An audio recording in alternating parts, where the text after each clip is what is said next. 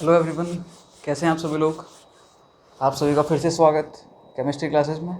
देखिए, हम पढ़ रहे हैं एनसीईआरटी 12th केमिस्ट्री और उसमें हमने स्टार्ट कर रखा है अपना first chapter halo alkane and hello arene, organic chemistry का फर्स्ट चैप्टर। ठीक है, और उसमें हमने अब तक मैक्सिमम इसको कवर कर लिया है। ठीक है, रिएक्शन वे में देखें तो हमारी आज शायद लास्ट क्लास होगी, उसके बाद हम इसके उपयोग पर आ जाएंगे, इसके यूजेस पर आ जाएंगे कि uses of halo alkane hello arenes क्या होते हैं, या फिर अपन पॉली हेलोजन कंपाउंड्स के बारे में पढ़ेंगे नेक्स्ट क्लास से। ठीक है, इस क्लास में मैं आपको जो रिएक्शन वाला पार्ट था और हेलो एल्केन और हेलो एरीन से रिगार्डिंग जितनी भी रिएक्शंस थी, चाहे वो उसकी मेथड्स ऑफ प्रिपरेशंस हो, चाहे वो केमिकल रिएक्शंस हो, चाहे उसकी फिजिकल प्रॉपर्टीज़ हो, चाहे वो केमिकल प्रॉपर्टीज़ हो, ठीक है, या फिर कोई नेचर के रिगार्डिंग हो, जो भी था वो अपन ने कवर कर लिया है। आज अपन लास्ट एंड फाइनल टॉपिक जो उसका है रिएक्शन के रिगार्डिंग, वो रहेगा अपना रिएक्शन विद मेटल। ठीक है, धातुओं के साथ अभिक्रियाएं, किसकी? हेलो एरीन्स की। जब अपन ने वो रिएक्शन पढ़ी थी हेलो एल्केन की मेटल के साथ रिएक्शन, हेलो एल्केन की धातु के साथ अभिक्रिया अपन ने पढ़ी थी, तो वहाँ पर अपन ने देखा था कि जब हेलो एल्केन की रिएक्शन अपन मैग्नीशियम के साथ करा रहे थे, किसके साथ? मैग्नीशियम के साथ, तो हमने देखा था वहाँ पर ग्रिग्नार्ड रिएजेंट बन रहा था। क्या बन रहा था? ग्रिग्नार्ड रिएजेंट, जिसको अपन बोल रहे थे गिरन्यार अभिकर्मक। ठीक है, और वो गिरन्यार अभिकर्मक जो होता था RMGX जिसको अपन बोलते थे, वो बहुत ही ज़्यादा इंपॉर्टेंट होता था।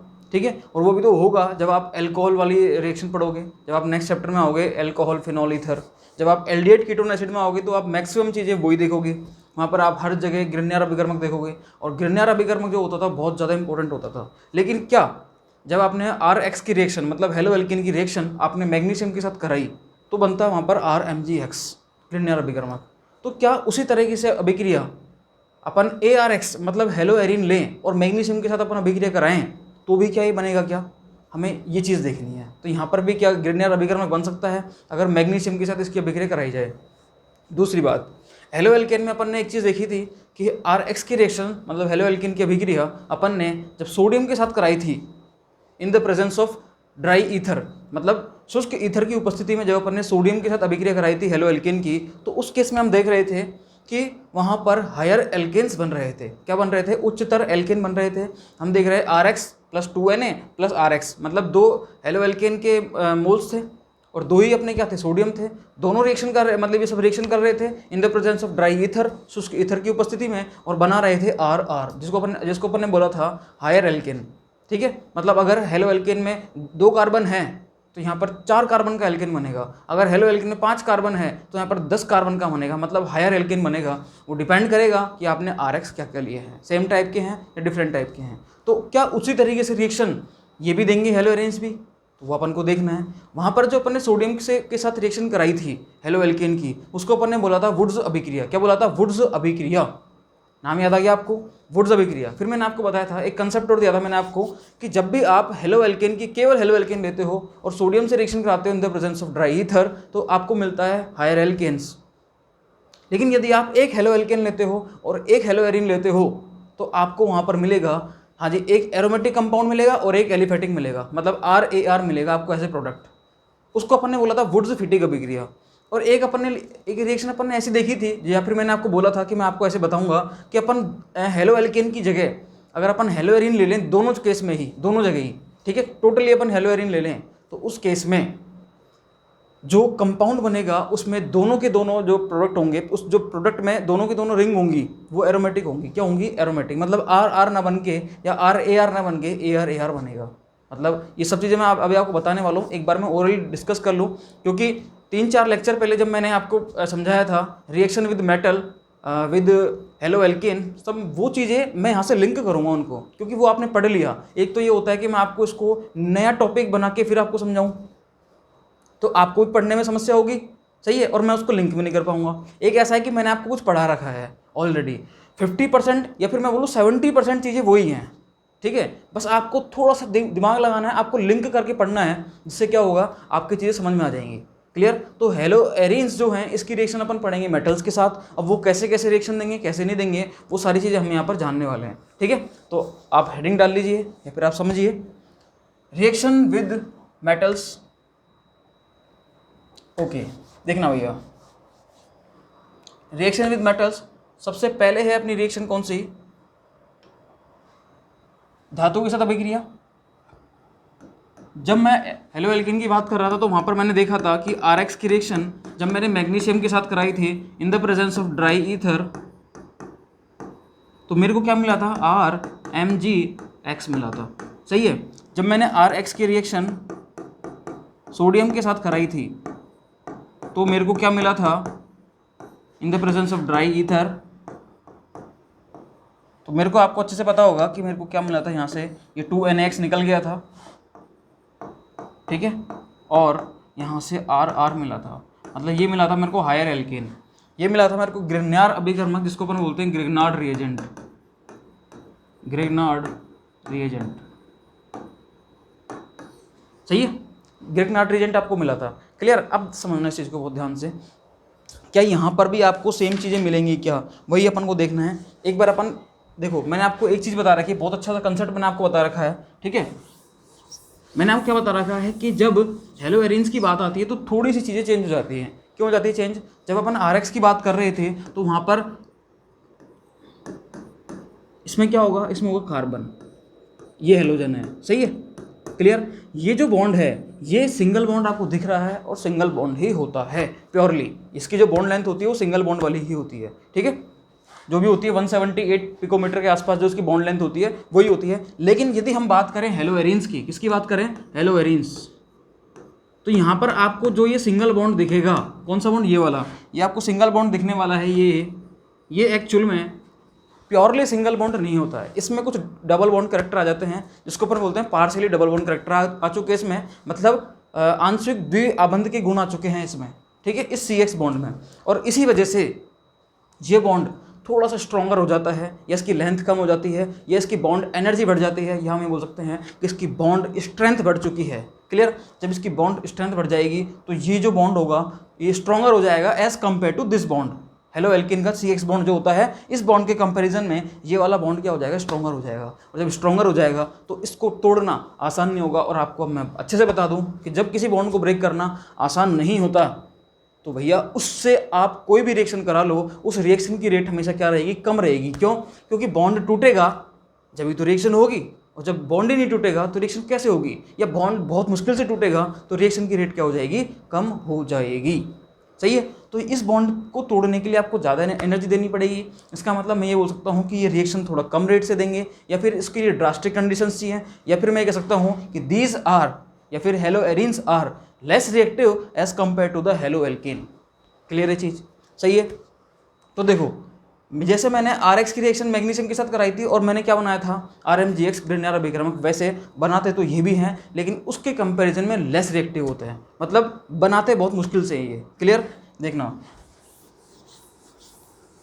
आपके NCERT में इसका दे नहीं रखा है, लेकिन मैं आपको फिर बता रहा हूँ, ध्यान रखना भैया। अभी इसको मत देखो वुड्स फिटिंग को, मैं आपको केवल फर्स्ट केस, जैसे मैंने आपको वहाँ बताया था ना हेलो एल्केन में, पहले मैंने एक देखो धातु के साथ अभिक्रिया, जब मैं हेलो एल्केन पढ़ा रहा था तो मैंने 2 मेटल्स के साथ रिएक्शन कराई थी, 2 धातुओं के साथ, एक तो मैग्नीशियम के साथ, एक सोडियम के साथ। मैग्नीशियम के साथ ग्रिग्नार्ड अभिकर्मक, सोडियम के साथ वुड्स फिटिंग अभिक्रिया और वुड्स अभिक्रिया, ठीक है, वो मैंने आपको बताई थी। लेकिन अभी मैं यहाँ पर सीधे आपके देख रहे हो धातु के साथ अभिक्रिया में NCERT ने केवल वुड्स फिटिंग, और अपन आगे देखेंगे तो फिटिंग रिएक्शन दिखा रखी है, ग्रिग्नार्ड अभिकर्मक वाली रिएक्शन इन्होंने नहीं बता रखी।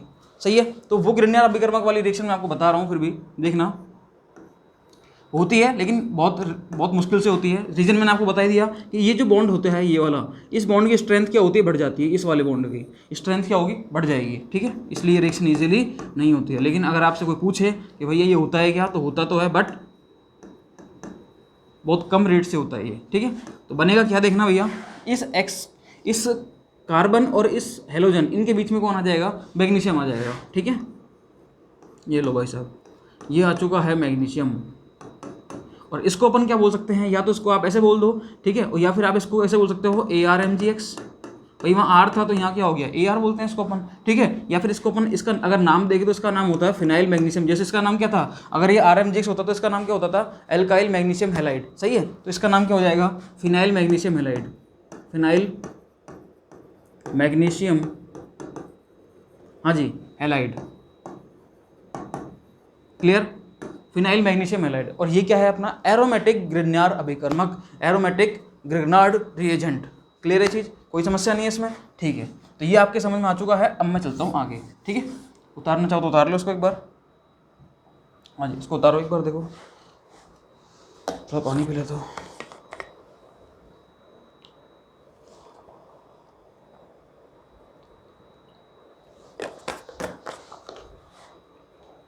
अब देखना आगे, ठीक है। इसको साफ कर रहा हूँ मैं, सब यहाँ से हो जाएगा शायद, ठीक है। देखना अब समझना। अब आपको दे रखा है आगे इन्होंने क्या दे रखा है, इन्होंने आगे कि वुड्स फिटिंग का प्रक्रिया। फर्स्ट तो दे रखा है वुड्स फिटिंग और दूसरा देगा आपको फिटिंग। क्लियर। देखो मैं तो आपको सिंपल सा बताता हूँ, पहले इनकी लैंग्वेज पढ़ लो एक बार। वुड्स फिटिंग का प्रक्रिया क्या होती है समझना भैया ध्यान से, कि एल्काइल हैलाइड तथा एराइल हैलाइड, कौन कौन से, एल्काइल हैलाइड तथा एराइल हैलाइड, ठीक है, का मिश्रण लिया आपने और सोडियम के साथ, मतलब आपने सोडियम लिया, एल्काइल हैलाइड लिया और एराइल हैलाइड लिया, इनके साथ आपने क्या करा, शुष्क ईथर की उपस्थिति में, ये ड्राई ईथर ले लिया आपने, ठीक है।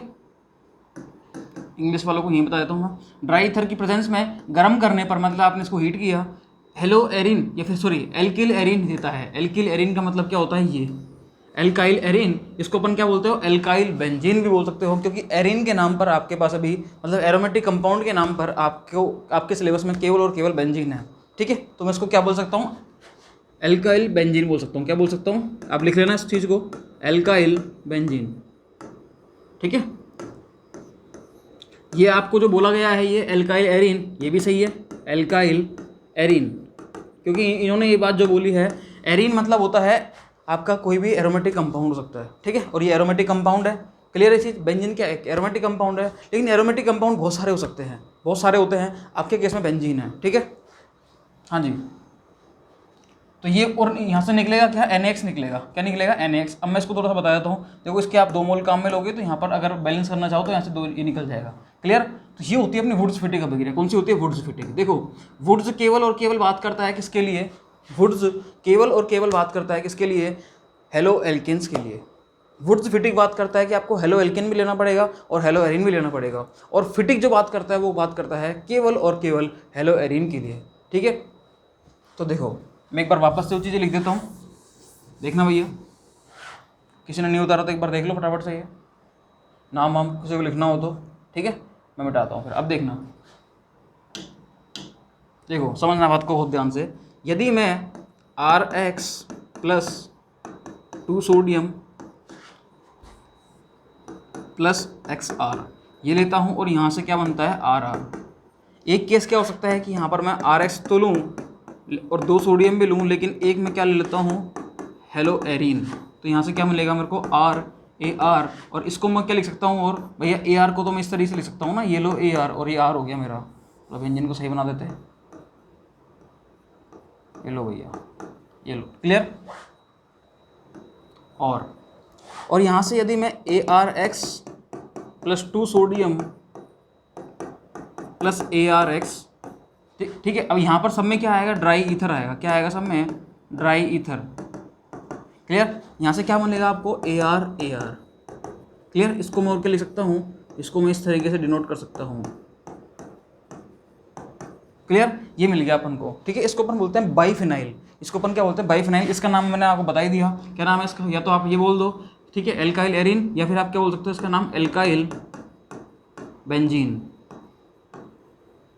सही है। इसका नाम क्या हो जाएगा, बाईफिनाइल। क्या हो जाएगा, बाईफिनाइल। क्लियर। अब सुनना बात को बहुत ध्यान से। देखो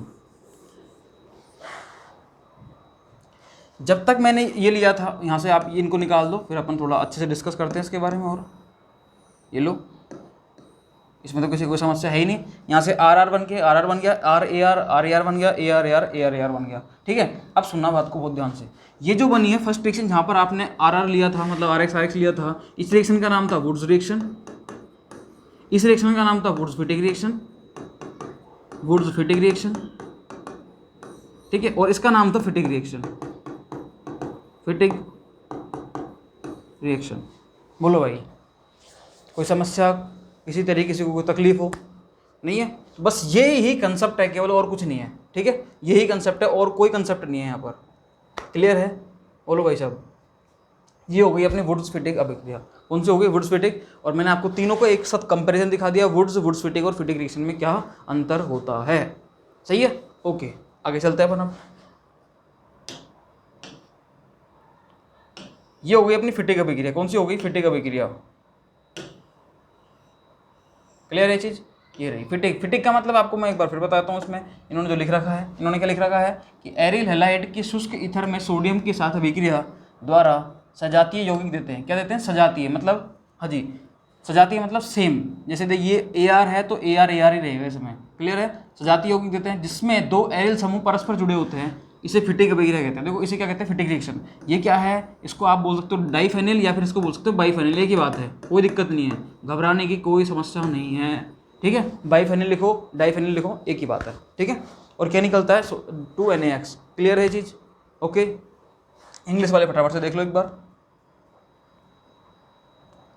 हाँ जी, देखना रिएक्शन विद मेटल की अगर मैं बात करता हूँ यहाँ पर, तो रिएक्शन विद मेटल में देखना क्या होगा।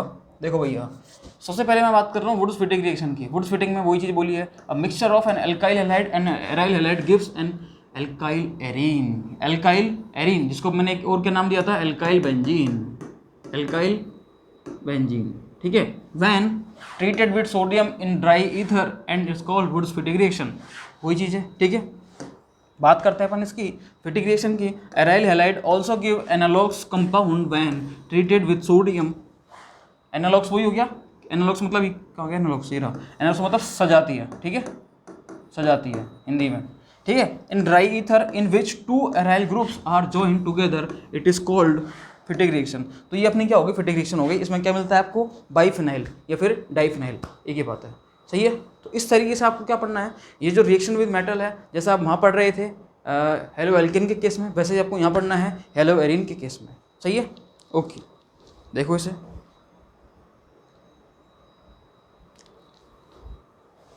देखो भैया, आप समझना बात को बहुत ध्यान से।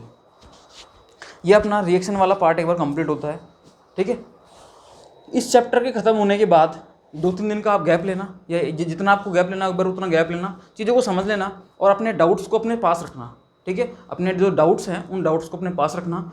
जैसे ही चैप्टर कंप्लीट होता है उसके बाद 2-3 दिन में आपको गैप दूंगा, और उसके बाद अपना गैप का मतलब ये नहीं है कि अपन खत्म कर रहे हैं इसको, नहीं भैया, गलत बात। अपन हेलो जो नेक्स्ट चैप्टर है अपना एल्कोहल फिनोल ईथर, वो तो स्टार्ट हो जाएगा, लेकिन गैप का मतलब है कि वो तो उसके जो लेक्चर्स है वो तो आते रहेंगे एल्कोहल फिनोल ईथर के, तो लेकिन इस चैप्टर के जो क्वेश्चंस हैं पीछे के, इस चैप्टर के जो पीछे के सवाल हैं,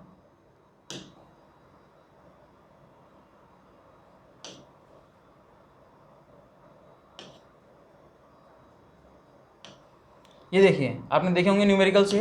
ये जो न्यूमेरिकल्स हैं, एक्सरसाइज वगैरह दे रखी हैं आपको 10.1 10.2, तो इस तरीके के सवाल है ना, ये सारे मैं आपको सॉल्व कराने वाला हूँ, और आप भी अपने लेवल पर सॉल्व करके रखना, ये मैं कहना चाह रहा हूँ। आप भी अपने लेवल पर सॉल्व करके रखना। मैं एक लाइव क्लास लेकर आऊँगा, उस लाइव क्लास में मैं आपको सारी चीज़ें, पहली बात तो जितना मैंने आपको पढ़ाया है अब तक वो सारी चीज़ें मैं एक क्लास में रिवाइज़ कराऊंगा, ठीक है। उसको रिवाइज़ कराने के बाद जितने भी ये जो एग्जाम्पल आपके सामने दे रखे हैं, इन एग्जाम्पल को मैं सॉल्व कराऊंगा, ठीक है। इन एग्जाम्पल को मैं सॉल्व कराऊंगा और हर एक एग्जाम्पल आपकी समझ में आएगा, हर एक एग्जाम्पल, ठीक है। पहली बात तो आपके जितने डाउट्स हो पहले वो रखना आप अपने पास, उन डाउट्स को मैं क्लियर करूंगा, ठीक है।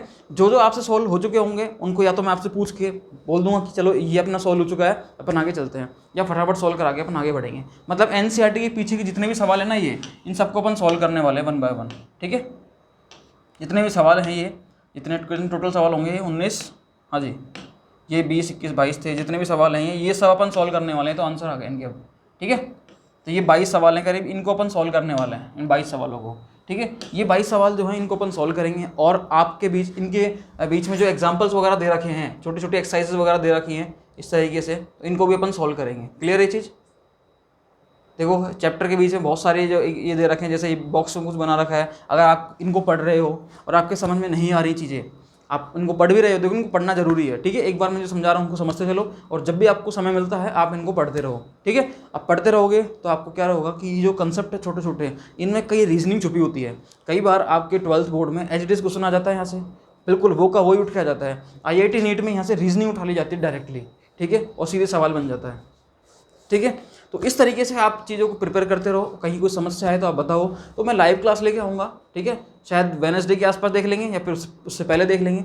आप एक बार डिसाइड कर लो अपना चैप्टर कब कंप्लीट होता है, उसके अकॉर्डिंग पता चल जाएगा। अभी इसके बाद जो नेक्स्ट क्लास जब भी आएगी उसमें मैं आपको पढ़ाऊंगा पॉली हेलोजन कंपाउंड्स। वो पॉली हेलोजन कंपाउंड्स जो है, ठीक है, उसमें उसके बारे में आपको बताऊंगा कि क्लोरोफॉर्म क्या होता है, DCM क्या होता है, CCl4 क्या होता है, DDT क्या होता है, फ्रीऑन्स क्या होते हैं। तो इस तरीके से मैं 5-6 कंपाउंड आपके सामने लेकर आ रहा हूँ जिनका यूजेस क्या हैं, उनके उपयोग क्या हैं, उनको अपन कैसे बनाते हैं और उनका जनरली यूज़ क्या हो रहा है, मतलब वो सही हैं या गलत हैं, ठीक है, अभी पहले क्या था उनका, अभी क्या यूजेस हैं। तो वो सारी चीज़ें, उसका पूरा का पूरा बैकग्राउंड, उसके यूजेस, उसकी कमियाँ, उसकी लिमिटेशंस क्या क्या है उनकी, और उनके स्थान पर अपन क्या क्या कर रहे हैं या फिर उनको यूज़ में ले भी रहे हैं या नहीं भी ले रहे हैं। इंडियन गवर्नमेंट ने उनके अगेंस्ट क्या कर रखा है, वो सही है तो, और अगर नहीं है तो फिर उनके रिप्लेसमेंट के तौर पर अपन क्या ले रहे हैं। तो वो सारी चीज़ें, मतलब uses of poly halogen compounds मैं अब आपके सामने लेकर आऊँगा। सही है, तो अपना नेक्स्ट टॉपिक रहने वाला है पॉली हेलोजन कंपाउंड्स। तब तक के लिए आप इस चीज़ को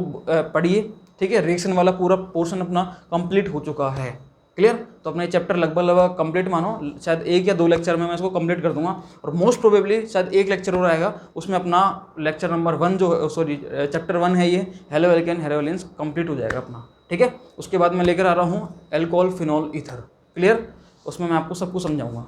ओके, तो वीडियो अच्छी लगे तो इसको लाइक करो, और प्लीज़ वीडियो को लाइक ज़रूर कर दिया करो, ठीक है। अच्छी लगे तो इसको लाइक तो किया करो कम से कम, और शेयर भी करो इसको जिन लोगों को नीड है रियल में। क्योंकि 12th के एग्ज़ाम, अभी आपको पता ही है कि 12th के एग्ज़ाम तो होंगे ही होंगे, ठीक है। वो तो किसी कोई नहीं रोक सकता उनको, तो गवर्नमेंट ने बोल दिया कि चाहे लेट ले लेंगे लेकिन एग्ज़ाम तो हम कराएंगे, ठीक है। तो 12th के एग्ज़ाम भी होंगे, तो आपको प्रिपरेशन करके रखनी है। और मैं 2 महीने के अंदर 2 महीने के अप्रोक्स, मैं 2 महीने मान रहा हूँ, 2.5 महीने भी लग सकते हैं, लेकिन मैं आपका इस एग्ज़ाम से पहले सिलेबस कंप्लीट करा दूंगा, और बहुत अच्छे से करा दूंगा, विद प्रैक्टिस, विद क्वेश्चंस, हर एक चीज़।